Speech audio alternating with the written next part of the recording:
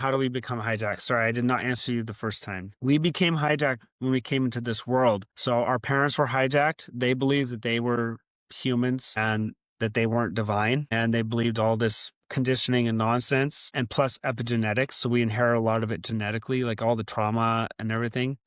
So all of the hijacking is related to trauma and unprocessed trauma. So the only way to become unhijacked is, one, to have the realization that you are the divine spark within operating an avatar. So your spirit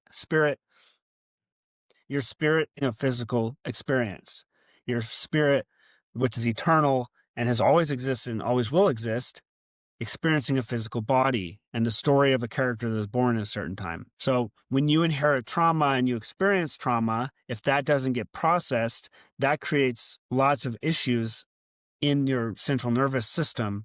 And so that's what all my material is about unearthing all that trauma in your central nervous system, reclaiming the operator's seat of your avatar from the divine spark, and like realizing you are the divine spark operating avatar, realizing that everyone else is a divine spark operating avatar, realizing everyone else is hijacked with trauma and conditioning and they inherited stuff genetically. And then we're doing the shadow work to heal and process the trauma that you haven't processed, that's stuck in your system, that's keeping you hijacked and trapped. And you have to process all the trauma from your ancestors and your own trauma that you've experienced in this life. And then you're free. And most people don't want to take that level of responsibility. Did that answer your question? Again, everything I'm saying is backed up by neuroscience and biology and religion.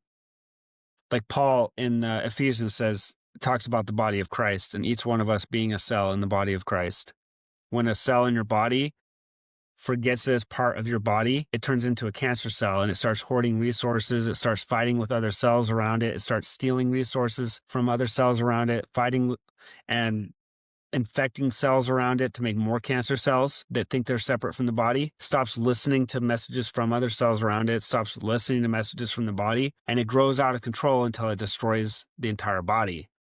So that's literally what humans are. When you believe you're separate, you are literally like infected with cancer of the spirit, cancer of your psyche, of consciousness. The ancient Algonquins, the indigenous Algonquin culture, they called it Wetiko. It's a psycho-spiritual cannibalism. You're basically like feeding on yourself, on the body. Is therapy enough to process the trauma? No. So this whole process is not something you do with anybody else. You literally have to do this all by yourself. And you have the power to do it by yourself. And all of the information is on the website and in the books on claimfreedom.org. This is not a group exercise. This is not something you do with somebody else.